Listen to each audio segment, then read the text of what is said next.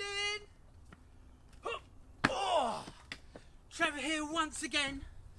What a day! Thought it was going to be horrible, thought it was going to be squishy, thought it was going to be rubbish, but look at that! It's amazing! How? What can you say? I haven't even got the words. It's big, it's large, it's green. It's blue, it's green, it's bright, it's sunny, it's amazing, it's warm, I don't even have to wear a coat. So good. So how are you? How you doing? You alright? Yeah? You had a good week? Missed you. Missing you guys. Hopefully I'm going to be back in your centres really, really soon. Hello all you wild kids in Cornwall. How you doing? How are the wild kids in Scotland doing? And if you're a wild kid in Canada, how are you doing? I'm international! Face for radio, but I'm everywhere! Ta-da! Anyway, loads of exciting things to talk to you about today. I'm going to show you how to make something that's going to help some of our feathery friends. Donna Hill says hi from kids at Head Start Bella Vista. Bella Vista crew, you know who you are, I know where you are, and I miss you so much. How are you? You're looking great. Sit down at the back. You paying attention at the back? Sit down. Crisscross applesauce. Sit, stay, heel. We're going to do stuff. We're going to do exciting stuff. We're going to do repurposing and recycling of some of the things that you have in your kitchen. And we're going to make something to help our feathery friends in your gardens or your balconies. Wherever you are, we can help nature. So, who's ready to go for a little bit of a stomp? You ready? Yeah? Well, let's go. I'm not even going to start walking because I found something exciting already. Look at this. Look at this here. Look at this Banksia. Now, this is the flower of a Banksia. Do you remember those big ones? I'm going to show you these. And it's fallen off. And look at the seeds are getting ready to pop out. And it's all swollen up. I'm going to show you inside. Now, remember, me and a knife is okay. Grown-ups and knives. So I'm just going to split it open like that. And there is the seed. There we are. Look at that. Now that is the seed that turns into a great big tree. Isn't that amazing? That tiny thing there, just that little bit there turns into a great big tree. How cool. So, Hi, Just Douglas. Thank you for coming. Hi, Justine. How are you, sweetie? Are you good? Oh, miss you so much. And we've got to play really, really soon. Is that okay? Yes. Brilliant. Right. Okay. Onward and sideways. Let's go sideways. So, over here, we've got nature everywhere. See these splots here? Someone has not been a painter and decorator. That's lichen. That's a plant. Now these guys, lichens, are really, really slow growing and they get wider and wider and wider. They've been around since dinosaurs would be walking on these. Now, okay. Let's have a walk over here. There's lots of lichen here because there's sunlight coming through the trees. Now it's really quiet today, save a couple of birds. Oh, there's some lorikeets flying up into the top of the trees. And it's because a lot of the food's gone from here now. They came through. Do you remember the other day when we were up here? And it was really, really noisy. Loads and loads of birds. And we could see that in the tops of the trees were lots and lots of flowers. Well, those flowers are finished now. It was time for them to end. So now the birds have to go somewhere else to have their dinner. And that's what I'm going to talk to you about later. So let's just keep walking around here because I've never been around here before. And you can see these are baby grass trees and these can get really, really tall. And they're really beautiful. Oh, treasure. Found some treasure. Now, look what I found here. Look at this guy, look at this. Now this is the feather from a bird you might know. And you can hear him now. that noise? Ah! Ah! Yeah. Oh, it's Geraldine. Yes, Geraldine. I've got one of your feathers. Geraldine the cockatoo's feather. It's the sulphur-crested cockatoo. It's got a little bit of yellow on its wing, and it's got a little bit of yellow on its crest, doesn't it? Beautiful birds. I like them. They're noisy like me. Now, let's have a look over here. Now, there's an interesting tree. We've got a baby tree here. There's probably a seed that's fallen down from this tree up here. But look here, look, it's been caught on fire. This has got loads of fire damage. Oh my goodness, look. It's all been burnt out. Look at that. That's fire, that's charcoal. It's all charred from flames, which is really sad. And as you know, sometimes the forest can get really badly damaged because of fire. So we mustn't have fires in the forest ourselves. But trees are very adaptable. And trees are very, very resilient. And this tree, if you look up there, it's still green. It's still growing. That's because the middle of the tree isn't the thing that's actually alive. It's the outside of the tree, underneath the bark, this bit here. This bit in here between the heartwood, which is the middle bit of the tree, and the bark, which is the outside of the tree, which is like your skin. In that bit, that's the growing bit of the tree, which is pretty amazing and pretty clever. And that's why they are so brilliant. I love trees. Oscar Trees says hello. Hey, Oscar. How are you, mate? Are you good? Hi, Min. How are you doing?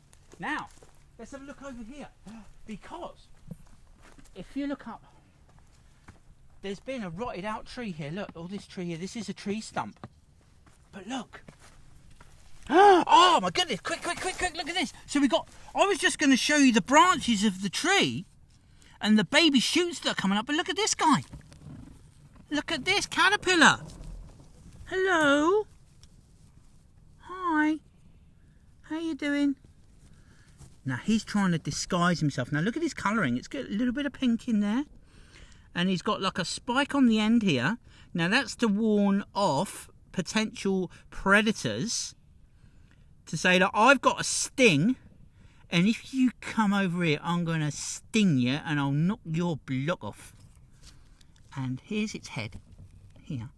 This is where it eats, and it's got its little legs down there, and that'll turn into a moth or a butterfly, I think.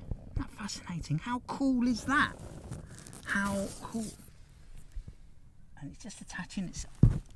Now here, this is the shoots from this tree stump here, because the roots are still in the ground. The tree is still growing even though the top's come off of it. So I'm going to leave him alone because he's really freaked out by giant, enormous people going, that's amazing! So we're going to leave that guy alone. And we're going to go over here. Let's have a look this way. Oh, look. See, we don't have to go very far and to see lots and lots of different things. Look at this guy here. Look at this toadstool. Now, underneath the ground, all the way through the forest, is fungus. All underground. All the roots go everywhere underground. And up come these flowers. The mushrooms are actually the flowers of the fungus, you see. Now, I am not going to knock it over, even though it's a bit damaged. It is a bit damaged. I can just show you in here. Look, I think someone's had a go at it, trying to eat it, actually. I think that's what's happened. Something's tried to eat it and thought it was tasty, and then realised maybe it's not. But see underneath? See all these little lines? They're called gills. And these gills contain the seeds. And they're tiny seeds called spores. And it's like dust. And when they open up, they're like this, and then they get to a certain point and they open up, and then bang, all the gills open, and all the spores can fall out and then get blown by the wind. Remember last time I was saying that plants use the wind to spread their seeds. Do you remember? Well, like I say, plants are clever. Fungi are clever too, because they use the wind as well to distribute their seeds. So we're going to leave that one alone because we don't know what kind of fungus that is. I'm not very clever on fungus, and it might be poisonous even to touch. So just looking, not touching, okay? With fungus, always don't look but don't touch. Yeah? Okay, right. Now, let's have a look up here. And we've got some of these beautiful flowers here. Now, I think these are the marsh heather. Is that what they're called, these ones? Remember, we looked at these the other day. Remember, they're like really delicious. The leaves are really delicious. They're spiky to stop the animals eating them. So wallabies would be coming. Wallabies live around here, and they would be eating this. They'd think it's just, oh, they're so delicious. Now they've got the flowers to. Oh, it's very, very soft fragrance, and they're white. Now white flowers are very interesting because scientists and clever people have worked out that a bee has a favourite colour, and a bee's favourite colour is actually yellow. But there's too much competition if there's yellow everywhere, and then like leaves fall off and it's all on the ground and everywhere's yellow. So plants have decided to change their colour, and white flowers in the moonlight glow, and they think that that's because they want to attract moths to these flowers as well. So it gives the flower two different ways of trying to pollinate, either in the daytime or the nighttime. Very clever. Plants are clever, and so are moths. Now I'm going to walk up here. Let's keep going up this way. It's a bit challenging, this terrain. We're a bit up, we're a bit down, we're a bit around, we're in, we're out. Now, let's go over here, shall we? We've got to see there's lots and lots of wet around. I don't know if we're going to find any bugs in the shallow stuff here. Because, oh look, but I found some ants. Now look at these ants here. They're all, I've just been stomping around, so they're wondering what on earth is going on here. And there is a flying ant. So, oh look, see, they're going in there. That's where they live. That's their front door. That's their front door, just there. Isn't that amazing? So, me banging it and tapping it is like someone knocking on the door, and they're going to get lots and lots of ants come out now and find out what's going on. See, if I go like that, they go, whoa, what's going on? Who's that? We didn't invite anybody. We weren't expecting visitors. Clean up your bedroom, quick! Hide your shoes! Wow, amazing. So they're all underneath our feet. Even though we can't see them, we don't realise it, there's loads of life going on all the time. Okay, right. So come on over here, because I've got something to show you. And this is something that you're able to do at home, okay?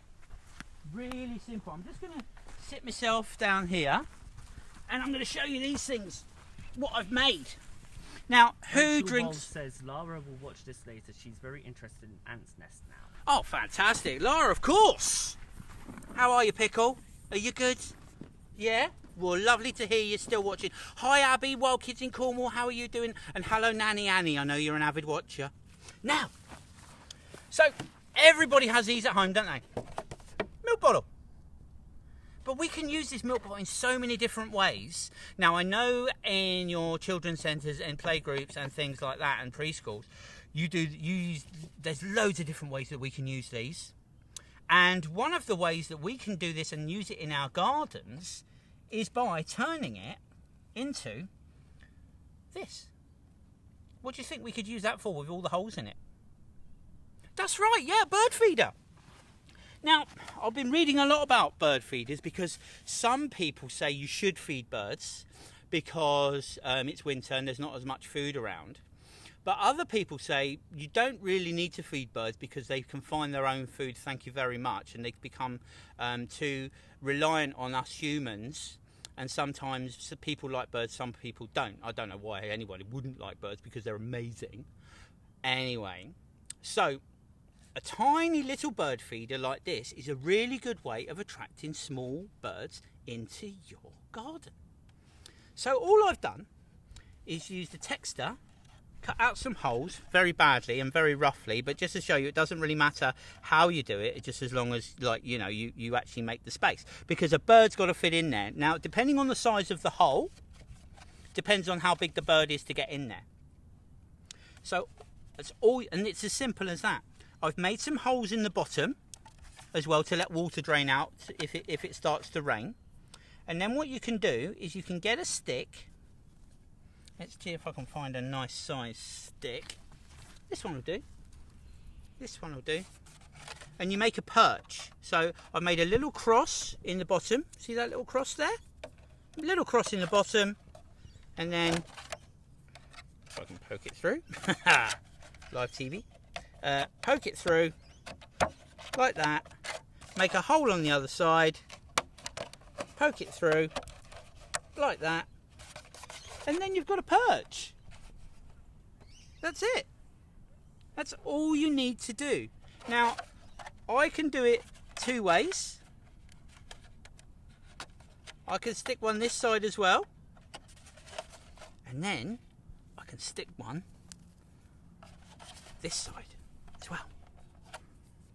And it's really, it doesn't have to be super, I mean, obviously, I'm just doing this very, very quickly for you guys, but you can make them as beautiful and as clever as you like. Actually, I'm going to take that one out and put that one across because there's enough space to do that, I think. Let's try and put that in there. Voila. C'est bon. So you can perch there, you can put his little feet on there, go in through there, and that's it. 2 holes in the top so you can hang it up. And that's all you need. That's all you need to do it. Now, a little bit of seed, not much, just a little bit of bird seed. Now, buy this from pet shops because they have the best stuff, okay? And you don't need a lot, so just pour that in there. And there you have a perfectly fine bird feeder. Now ask a mummy and daddy to do that with you. Now don't put a lot of food in there because lots and lots of food can make it go off and go a bit smelly, and you should clean it every couple of days. A little bit of water, a little bit of vinegar, just clean it out so that stops anything getting too rotten and mucky and actually stops the spread of disease. Okay, so that's quite important. So that's one way of having a bird feeder, but there is another way as well, and I've made a mix because especially for you guys down in Victoria, where the weather's a bit colder than it is up here in New South Wales, you can do a mix of a little bit of fat, a little bit of lard, a little bit of peanut butter, and some birdseed as well, and then you make a big stodge like this. This is one I made earlier, made it this morning, okay? So it's a little bit squidgy, and what you can do is get your yoghurt pot. Everyone's got yoghurt pots at home, haven't they? Yeah, yeah. My family go for it, like, might as well have a cow in the back garden. We eat so much yoghurt, honestly. So, all you do is get your lard, peanut butter, and birdseed, squidge it in. Squidge that in there, and that, then, let's find, I need to find myself another good stick. Here's a good stick. Another good stick. Don't have to travel far. Let's see if I can make that. Might be. Let's have a find. See if I can find. I need to find a longer one. So let's have a look this way. Find a stick. Always use always use the nature what's around. Thin, not too thick, but quite long. It's quite tricky sometimes, but that's fine. Ah, here we are. Here's one. Perfect. So we stick the hole through the hole there, stick it through the hole there, and then you can hang that up like that, and the birds can go in there and peck at this. And when it's cold, the fats and the peanut butter are really, really good energy sources for the little birdies to keep them really healthy and keep them going over the really cold winter months when they're really cold, as well as not being a lot of food. So it ends up being a really, really tough time for some birds. But again, this is just for your garden. You don't need to do it out here. There's enough going on. There's enough food supply for all birds in the woods, and we should just leave them to it. But our gardens, do what you like.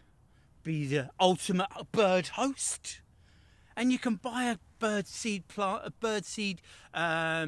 from, like I say, from pet shops. Some garden centres do them as well, and actually you can buy a bird table from a garden centre as well if you don't want to make one and make it look a lot prettier than I can make it. And also, one of the most important things to do is put out a little lid or cut your yogurt pot about that far, about a centimetre, and put water out. Now, water's probably the most important thing to put out for all animals, because they can always find them forage for a bit of food, but water sources sometimes are very, very difficult to come by. So you end up helping and making a tiny little nature sanctuary in your garden just by doing these really, really simple little things. And later on, I'll show you how to do this same thing with little lids and with bugs, because we made a bug house before as well, didn't we? Yeah, remember? Yeah. Well, I'll tell you, we're going to have to go back there next week because the food's gone. The lot. I know. I don't know who took it. Could have been a bush turkey. Could have been a wallaby. I think it might have been even been in there an echidna. I know. Super exciting. So we'll go back there next week and have a look. And I've had an idea. Nia looks forward to watching these videos after preschool. Thank you. Fantastic. Well, we love Nia watching. Thanks, Val. How are you, babe? Good to hear you. Now, so yogurt pot, lard, bit of peanut butter, wild bird seed. Voila, c'est bon. Gordon Ramsay couldn't even make that. Not here, want to. Anyway, so we've got a simple bird seed. I'll put some holes in the top. You can hang them up, and it's good to hang them up because it'll stop the possums getting to them as well, as you see. So that's really important. Okay, so what we're going to do now is going to have a little walk and see what else we can find. So I'm going to make sure I pack all this away because I don't want too much food around here because it might rot, and that's no good because the birds or other animals might get to it and smell the humans as well. So taking everything with me. You don't have to leave it. There's no need to leave all these things lying around. You can take it with you. You've got perfectly good hands and arms to carry all this stuff home with you. You don't need to leave it here. Leaving rubbish is rubbish. Okay, now, mustn't forget my feather. So, what way should we go? Should we go this way? Yeah? Okay, let's go. Oh, I'm going to show you this Banksy here because he's gone over. He's going to be this one's really, oh look, I'll tell you what, before we go, grass trees. I didn't see these before. Now look at this guy. Now this is really interesting. Now this is the flower of the grass tree. And that's grown up, they go really, really tall. You see these around all the time around here, which is really cool. But this is the flower stem. And this is so spiky. So again, see what we can, if I can pull one off. There we are. Here's the seed. Now that seed was just burst through all of this flower and all of this pollen. And oh look, we've got a little millipede here. Look at this guy. Let's see if I can get him on the feather because he's white. And let's see. Come on. Try and knock him onto the... He's gripping on brilliantly. He can be upside down and be totally happy about being upside down. It's a tiny little millipede. It's very young. Let's see if I can move out of the way. There we are. Does everybody see him? You see him a bit better now? Put the white underneath him. Cool, huh? Now, a millipede, we saw a centipede last week, and a millipede, they say they've got 1 million legs. And the centipede has 2 sets of legs on each segment, and a millipede has 4. And that's why, so all the segments, you can count the segment and count by 4s. And then you'll see how many legs this millipede has. He's a little baby. And I will call, what should we call this one? Carmine? Who calls a millipede Carmine? You do. Fine. Carmine the millipede is very happy on this grass tree flower. or X-flower as it is now. But all these seeds, these will all fall down. Look at that, there's another one. Boom. They all fall out and they'll gradually fall off. And these here... Megan McLean says, my kinder children are loving millipedes. Loving millipedes? They're amazing! I love millipedes. Everyone's like, oh, they're scary, but they're great. They're so nice. And all they do, they mind their own, for instances, walking around, picking up a load of rubbish and plant detritus, all the rubbish from the floor. They just eat it all up. They think it's delicious. We go, ugh. They go, yum. Apparently, Megan McLean is building homes and researching them every session at the moment. That's amazing. I'm loving that. Megan, that's awesome. Thank you. Wicked. Because habitat is really important. We're going to make some bigger ones. And I'm going to show you how to make a habitat out of an old fish tank. You can do any environment that you like. Okay. So, what I'm going to do, I've seen something down here that I'm not happy about though. Here. Whoops, daisy. Stupid humans. Look at that. What a waste. It was so bad. This is what gets me cross. It's humans. Animals, they don't do anything wrong as far as I'm concerned. But people just leaving stuff. They didn't need to do that. And there's some glass here now as well. So I'm going to have to pick this up. I'm going to put it in my bag. Because we can't have any glass around here. Because it might cut an animal's foot. Because if this cuts an animal's foot, they can't go to the vets. Because they don't have wild vets here. And we wouldn't know them because they'll keep away from the humans because they've been hurt, and then their foot might get really sore and that could really affect them and they could get very, very sick. So I'm going to take this glass away, and this is one thing we definitely always put stuff in the bin. Take it away with you. You don't need to leave it here because this is beautiful enough without adding to the colour of it all. Okay, right? You know to pack away. Tell the grown-ups. The grown-ups are the silly ones. They forget. Okay, so I'm going to take this with me. Take my rucksack. Take my stick. And actually, I think it's nearly time for me to go. So,